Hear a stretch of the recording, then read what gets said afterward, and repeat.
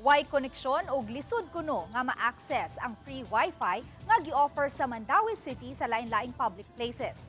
Kini na ang gipasusi karon sa Mandaue City Hall aron matino kung unsay problema.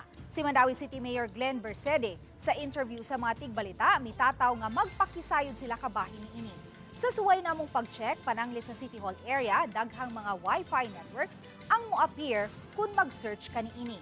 Apan kasagaran niini dili masudlan ang network o walay internet connection. Doon na hinoy gamayng mga wifi network sama sa gitanyag sa telco company nga ma-access man sa limitadong oras.